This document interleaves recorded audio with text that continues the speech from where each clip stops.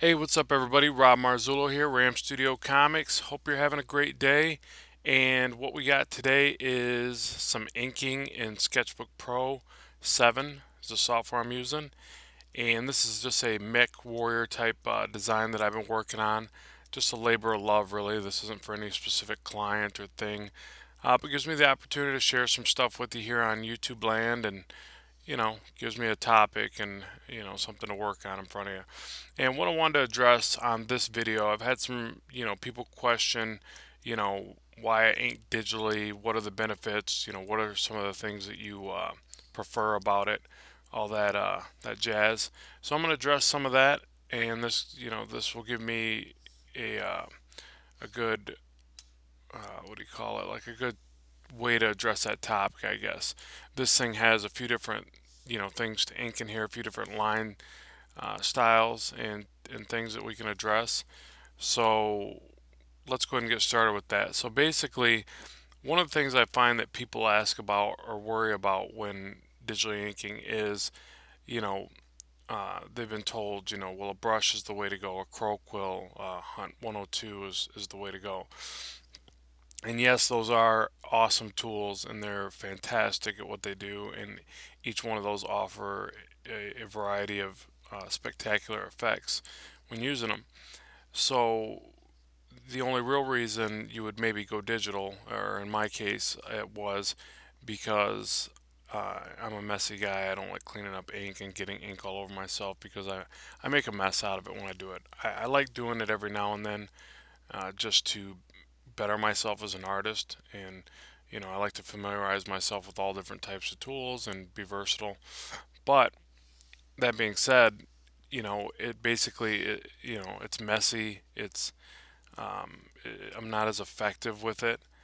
There's certain aspects about digital that, to me, are a lot more uh, time, less time intensive and more functional. And I'm going to show you a couple of those tips. Can't talk today. So, you see I'm just feathering some lines in here, right? Nothing too crazy. I got a bunch of layers. I'm messy in the digital world too, but the beauty of being messy here is I can condense down these layers and I can erase layers and still preserve my art. So you can backtrack real easily. Um, can't do that when you ink something on a piece of paper. You got to immediately go to some whiteout or some correction fluid. So here you've got a number of tools that make that aspect really nice. So you see I'm feathering each line here, and you don't have to do that. You can try to learn how to feather like I'm doing there, or you can get good at starting. I've seen people do it all different, kinds of ways. You can start real thin, press harder, and feather your line that way.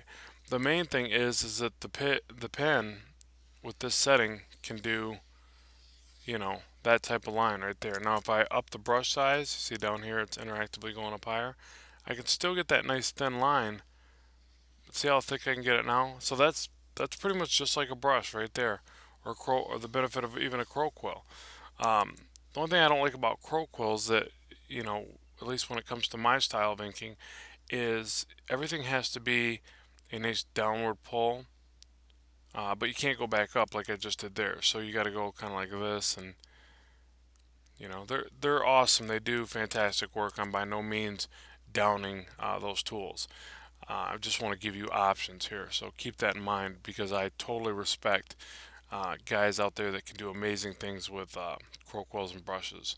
I stay more towards the brush, but I actually got a brush pen that I like a lot.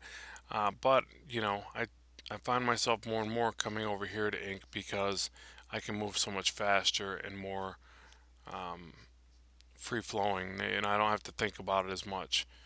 So, so here's the thing with digital. I want to give you, I don't want to veer off here too much. I want to give you some tips for digital. Once you've got it set, and I'll show you the settings here. Here's my settings. Pause it, do whatever you got, copy those settings. That's the hard pencil with those settings. Simple as that. Okay, so now once you've got the ability for that pen to go from thick to thin like that, next it's the way that you use it. Okay, so in the feathering I just showed you there. Next is your ability to create layers. So say you're going to work on something. Uh, Actually, this is a prime example, right? And I'm holding the space bar to move this stuff around, just so you know. Right here is a prime example. I just kind of loosely sketched these lines in. I didn't know if I really wanted to keep those, but now what I'll do is now I'm focused not so much on the lines themselves as much as I'm worried about the thickness. I'm trying to give a line variance, thick to thin, some thinner, some thicker. I'm doing that intentionally. I'm trying to give it a little bit more of a freehand look. I'll pan back, and do I like that? Nah, not really. So, I can either Control Z back. Since I feathered the lines, I probably can't get all the way back with Control Z's, but I can still grab my eraser. I like this too. See how that shows up and then it disappears?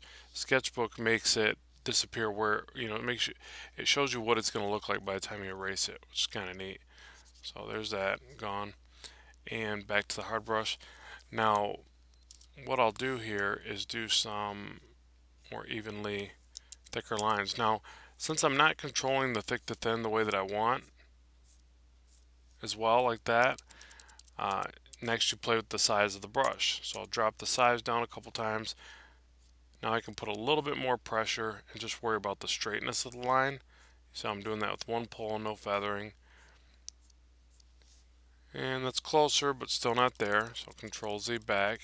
Now mind you, in traditional, this would all be, I'd have to do this on a dummy sheet of paper because I'd be scrapping this at this point.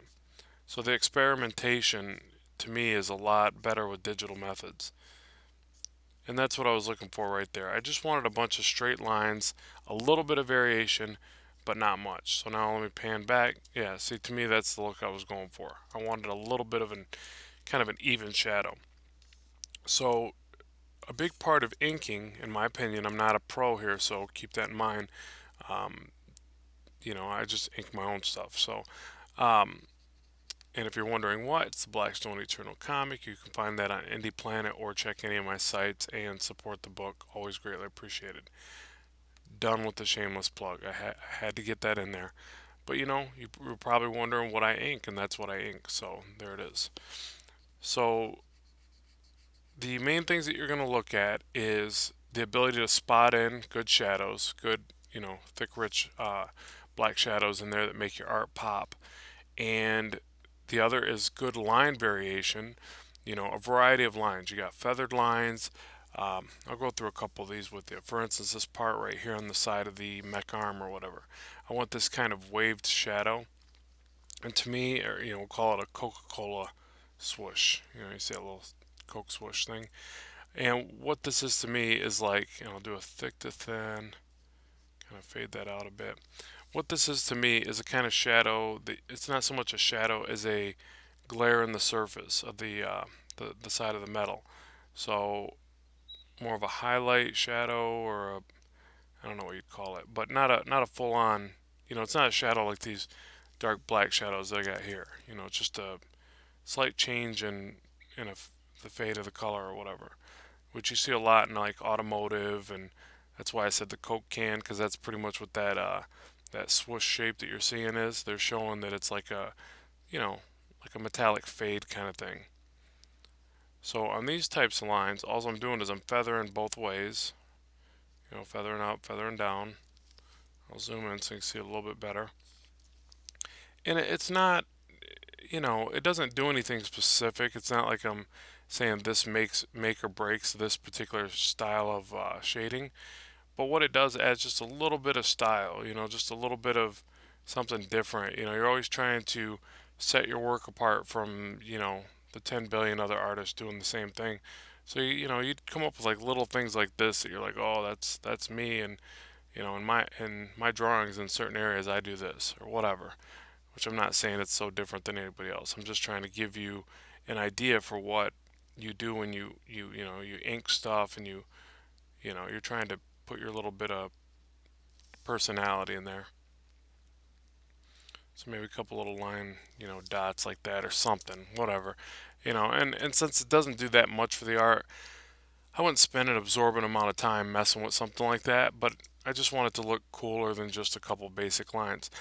Now the other thing I think that happens when you do this, when you're going through and you're doing your inking, when you're adding all these little different line weights and variances, it makes the art not flow.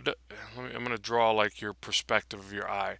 Your eye to me would go to the shadows first, right? So right here, then it would kind of bounce around to what looks cool, flow around like this.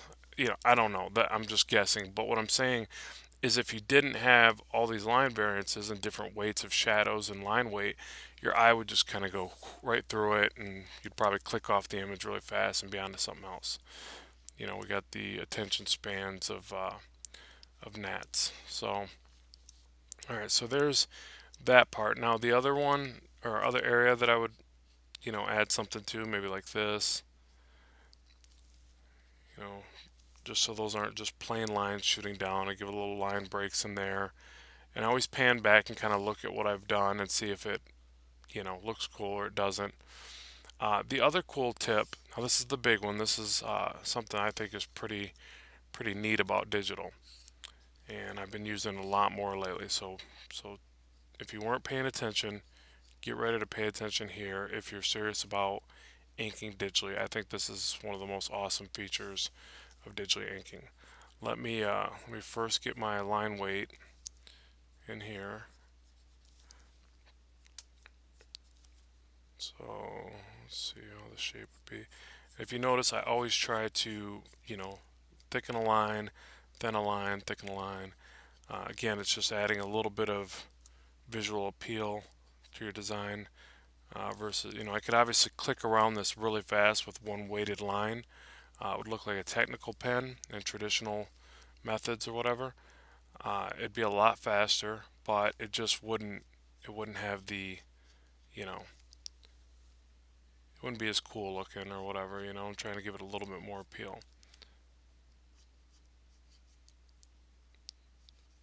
Okay, so there's our basic, at least some kind of starting outline. And I always make the side closer to shadows, a little bit thicker. And the anything that's closer to the camera, like the nose of this mech thing here, I would thicken the line there. So anything closer to the camera, I also try to bulk up the line work and make it appear visually closer to the viewer. Okay, so now here's the cool part. I'm going to add another layer, and keep in mind to condense these down, just hit Control E. And I only temporarily leave them like that. I only leave layers separated that I may not entirely be in love with in the design. So I leave it separate so I can delete it and go back. I always give myself a way out for editing my work. Okay, so here's another layer, and this is one of the things that I really dig about digital inking. I'm going to turn that layer down immediately. I'm going to grab a larger brush and use this marker type brush or whatever this is, chiseled edge, and it can be anything. It's just something that'll go to a larger scale so I can do this real fast. And say I want some heavy shadows in the inner side of the mech type foot, whatever this thing is. I'll just block this in real quick. Kind of messy. If I can make it stay to the one line and keep it, you know, quicker to what I'm gonna my end result, that's fine. Then I'll grab the hard erase brush. Those are the settings. I think that's standard though. And then scale that down. You can use the bracket keys to increase or decrease the size of the brush. And now what I do is I first erase, the stuff that's just definitely not supposed to be there, like that. And then I can do two things. I can either take the eraser and if the eraser doesn't give me like a thick to thin line, um, so I can either take the eraser and erase some components of it, um, like the main areas of the segments and the armor, like so. And then I can take even the hard pencil here, hold Alt, hit somewhere on the white space, automatically change it to white for you. And now I can get in there and I can add, a little bit more of the bezels and the highlight. A little bit more definition in the way the metal clears or whatever.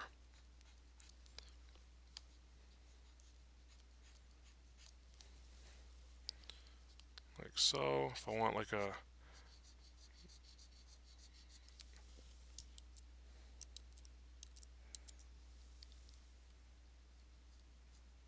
I want like a fade, I can do a reverse cross hatching with the white, something like that.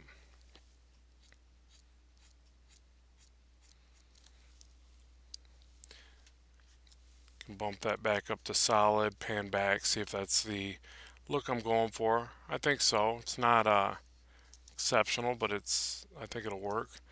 So then I can clean it up some more. Still got the white pen. So, mainly, and I'll do another area. I think it would be better to explain it on a little bit different area. But so the beauty of it is you can block in this shadow, um, and then come back and erase parts down and paint back in. And it's kind of a neat way to do your shadows. I find that I'm getting a lot more. Uh, I don't know how to say it. A lot more into my shadows. A lot more, you know, organic feel to putting in shadows. Where before in traditional methods, I was just very kind of, I don't want to say scared, but I was scared. I was scared of the shadows. Like basically, it was just too easy to mess up your artwork, and I'm not really great at shadows, so I just would always kind of stay away from them. And I think, well, if I was going to apply some color to this, I can fix it there. Well, the bad thing is, if you're not coloring your artwork, and I work in a independent sector where I do black and white comics, I'm never going to be coloring those, or maybe I'm actually thinking about coloring now that I can, do full on digital download or whatever. But the printing costs before were so bad to do color comics that I just couldn't even, fathom it. So, for me, it was like, I really need to be able to do these, great, deep, rich shadows. That helps really, push the art. And regardless of even the fact that they're being colored, your art needs that. It's so much more interesting to look at good comic art when the shadows are well done. So with this technique, I feel like I'll be getting better at that. Just the ability to go back and forth. Say I want to see what a little highlight looks like after the ridge of the foot here. Pan back. Yeah, I like that. So little things like that are just really on the fly. Um, And so areas where you typically, you know, may have been more skeptical about adding a shadow, like, back here, I want to see what a shadow will look like. Again, I'll add a layer just so I don't feel like I might mess anything up and I can really see what it's going to look like first. I'll block in this area right here really fast. And you'll see when you try this, you can get really quick at this method. I don't feel like this slows me down a bit by having to draw it in, then come back and erase. I actually can get pretty moving pretty quick when I'm doing this. So erase that, and I want to see kind of a heavier highlight here, almost like a bounce light on the underneath and the back of the metal where it bezels, a little bit like that. I'll straighten out this little hiccup in the line there. I've got these, recessed kind of segments here, so I'll just chisel those out. See, and the hard brush is good for something like that. But now anything else with a little bit more, um, you know, flair to the line, I'll go to the hard pencil, hold Alt, select white, and now I'll just basically, and mind you again, if I wanted to know that, to make it easier to edit and not worry about anything, I could add another layer. And, don't get in the habit of that too much, but it's there, so why not use it? And I've never really noticed on this software layers bogging it down. That's one thing I really like about this software is it runs very smooth. I don't think I've ever created a file size that's lagged on this one, even while recording, which is what I'm doing now. And then something like this. All right, I got the side of this mech arm. It's in front of this black area. Here's a cool opportunity to throw in like a little, lens flare kind of glare thingy. Again, just feather the lines. You can actually click around and build these pretty good too, but this is just the way I do it. I just feather the lines and I try to make these different size or lengths or whatever, and then every now and then I'll put like a little dot or something. whatever. And then every now and then I'll do like the little arc or whatever.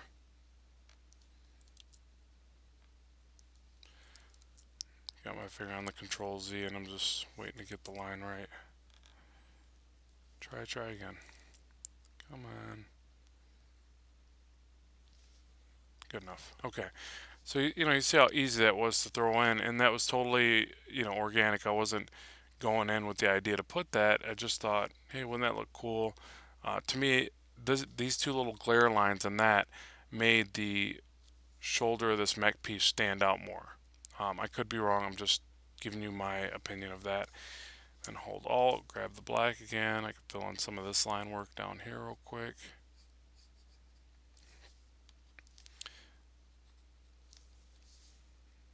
Another little line break here.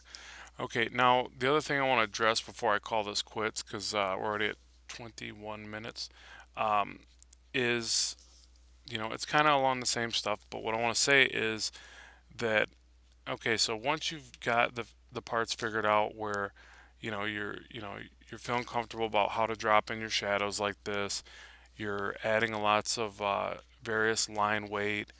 Um, you know, the thing that you want to maybe address or if you feel like you're doing your digital inking but it's not living up to your expectations, you just don't feel like you're getting the look that you want.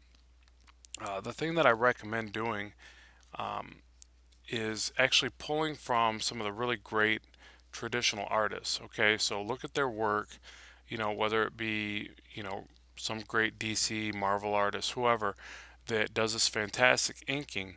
um, Look at their work, try to find some high res pics of it, and then take it into digital, methods like this, and then just try to recreate those looks. So, crow quills typically give you like, let me see, more of this, I guess, this kind of line work here, somewhere in there. Um, these kind of lines are really easy with a crow quill. A brush is any of these thick to thins like this. Really any of them. I've seen guys get so good with brushes that I think they're using a crow quill and vice versa. So I think it's really just the amount of time that you use it.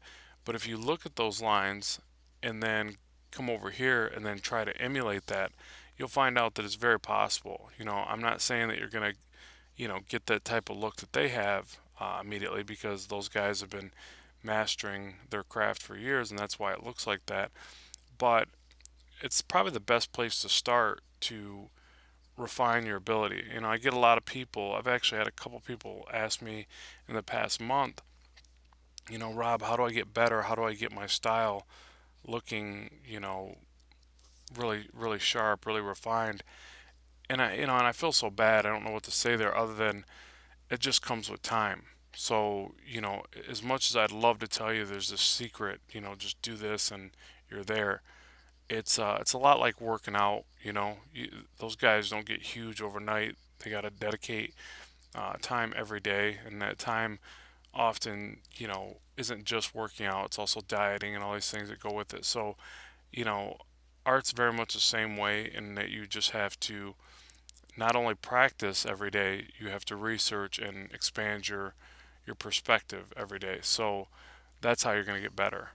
So and I know that's a little bit off topic for the inking here, but I'm just trying to explain to some of the guys that ask me, these questions.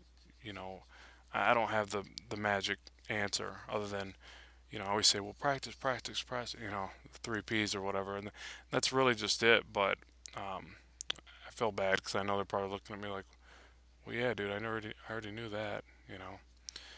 So hopefully it helps. And then, and like I said, if you really want to see your stuff improve, look at those pros and see what they're doing, and then just try to emulate it. I'm not saying digital is as good as traditional. I'm just saying that you can get pretty decent results, and you know, and the beauty of it is, easy to edit, easy to save, move from project to project.